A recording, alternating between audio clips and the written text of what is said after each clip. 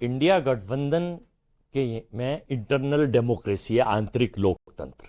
वहां भाजपा की तरह अधिनायकवाद नहीं है कि वन मैन शो होगा और अगर केवल भाजपा नरेंद्र मोदी जी कहेंगे तो सारे 46 के 46 गठबंधन के साथी और दल मानेंगे। हमारे यहाँ सबको अधिकार है, अपनी बात रखिए, उस पर विश्लेषण होता है, उस पर चर्चा होती है, परिचर्चा होती है, नीचे से ऊपर तक पूछा जाता है, उसके बाद निर्णय पार्टी के नेता लेते हैं। उत्तर प्रदेश के लिए हम लोगों की पूरी तैयारी है और तैयारी लड़के जीत के हम लोग जाएंगे। लेकिन गठबंधन में ये तय हुआ कि भाई सारे लोग मिलके आप बढ़ाइए, आगे चलिए।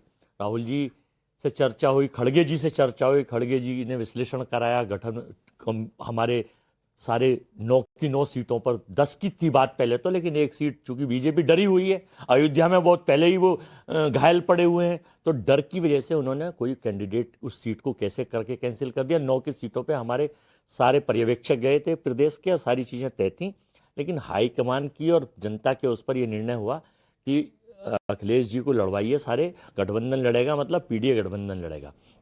अब आप महाराष्ट्र की पूछ रही हैं, देखिए मैंने फिर आपसे कहा कि इंटरनल डेमोक्रेसी, वहाँ के अध्यक्ष हैं जो कह रहे हैं, रणनीतिक तय चीज़ें हो चुकी हैं, कैसे करना है, क्या करना है, ये सारी चीज़ें आपके सामने आ जाएंगी, कल आ जाएंगी। लेकिन हमें तो प्रॉब्लम और किसी को नहीं है, हमें कहीं प्रॉब्लम नहीं है, खास करके घबराई हुई पार्टी बीजेपी को और इसके घटक दलों को है।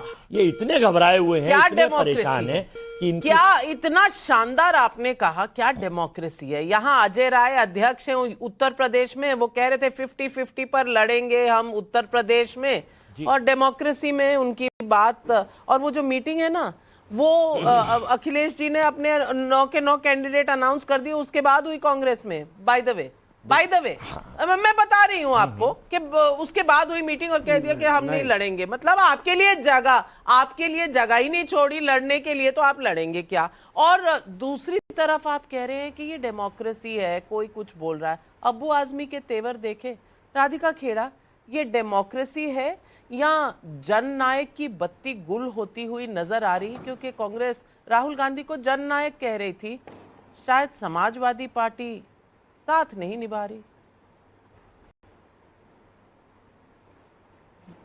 नाविका जी, आपने शुरुआत में एक सवाल पूछा था कांग्रेस के प्रवक्ता से कि कांग्रेस रह कहां गई। तो मैं आपको बता देती हूँ, कांग्रेस इन चुनावों के बाद रह कहां जाएगी। वो सिर्फ रह जाएगी जयराम रमेश के ट्विटर हैंडल तक, जो बार बार प्रधानमंत्री को मॉक करते थे, कभी 1/4 प्रधानमंत्री, 3/4, पता नहीं क्या क्या कहते थे। इतना एरोगेंस और इतना जो सर पे उन्होंने अपने राहुल बाबा को चढ़ाया था, जिसका नतीजा आज आपको लोकसभा के बाद जितने चुनाव होते जाएंगे उनमें देखने को मिलेगा। साइकिल के बिना हाथ, हाथ के बिना साइकिल, ये खैर इन लोगों की इंटरनल बातें हैं। अखिलेश वखिलेश हो या चिरकुट पार्टी हो, ये लोग जाने। लेकिन एक बात तो साफ है कि हमने ये, अगर आप हिस्ट्री उठा के देखेंगे तो जब समाजवादी पार्टी की सरकार बनी थी तो राजीव गांधी जी ने कहा था उस समय पे कि बाहर से सपोर्ट दिया जाए यादव साहब को। तो उसके बाद क्या नतीजा हुआ, कांग्रेस पार्टी जो स्ट्रॉन्ग होल्ड जिसका उत्तर प्रदेश होता था वहां से साफ हो गई। आज ठीक उसी तरीके से फिर बाहर से समर्थन दिया जा रहा है। सारे कैंडिडेट सिर्फ अखिलेश भैया के लड़ेंगे, कांग्रेस पार्टी का नहीं लड़ेगा। और आप देखिए ना, जम्मू कश्मीर से उठा के देखिए, जम्मू कश्मीर में इन्होंने जिनके साथ चुनाव लड़ा और अपनी सीटों पे लड़ा, वो उमर अब्दुल्ला साहब ने चुनाव के बीच में ही कहना शुरू कर दिया कि राहुल गांधी जम्मू में कैंपेन नहीं कर रहे। दोनों फोन पे उठा के तक बात तक नहीं कर रहे थे। नतीजा क्या हुआ कि अब ये लोग कहते हैं जी हम तो बाहर से समर्थन देंगे, हम कैबिनेट का हिस्सा नहीं बनेंगे। अरे भाई साहब, आपको बनाया ही नहीं किसी ने कैबिनेट का हिस्सा। उमर अब्दुल्ला साहब ने आपको एक छोटा सा मंत्रालय दे दिया, वो भी सेकंड क्लास का, तो इसीलिए आप बाहर बैठ गए। वही हिसाब यहां पर भी हो रहा है। और आप देखिएगा धीरे धीरे बाकी प्रदेशों में भी यही हो रहा है। 115 सीटें ये मांग रहे थे महाराष्ट्र में, लेकिन जब चुनाव के नतीजे आ रहे थे हरियाणा के और जम्मू कश्मीर के, तो आपको याद होगा नाविका जी, नीचे लेफ्ट और राइट पे नतीजे आ रहे थे, नीचे ब्रेकिंग आ रहा था। प्रियंका चतुर्वेदी, लीडर ऑफ शिवसेना उद्धव ठाकरे, क्या कहा था कि कांग्रेस पार्टी अकेले भाजपा से लड़ने के सक्षम नहीं है। उसके बाद संजय राउत जी का बयान आया, थोड़ी देर बाद आया कि अखिलेश यादव ने 6 सीटें डिक्लेयर कर दी उत्तर प्रदेश में, वो 6 सीटें जिसमें कांग्रेस अपनी नजरें गड़ाए बैठी थी। और मैं आज आपको नाविका जी आपके चैनल में बहुत जिम्मेदारी से एक भविष्यवाणी करके जा रही हूँ, जो सच होने वाली है, और वो ये है कि जैसे ही झारखंड, महाराष्ट्र और उत्तर प्रदेश के उपचुनाव के नतीजे आएंगे, उसके बाद सबसे पहला चेंज जो आप देखेंगे कि ये जो इंडिया अलायंस है, इसका जो ठग बंधन है, इनके लीडर ऑफ ऑपोजिशन बदल दिए जाएंगे। नतीजा ये होगा कि Rahul Gandhi will no longer be leader of opposition, क्योंकि उसके बहुत बड़ी बात कह रही हैं आप। नंबर्स लोकसभा में अभी भी कांग्रेस पार्टी के हैं, लेकिन अजीज खान साहब मैं आपसे पूछना चाहती हूँ, बड़ा अजीब लगता है कि जन नायक राहुल गांधी को कहा जा रहा था, 99 सीटें थी लोकसभा में, अब पीडीए नायक सिर्फ अखिलेश। सीट तो आपने एक भी नहीं दी, थोड़ी इज्जत ही दे देते।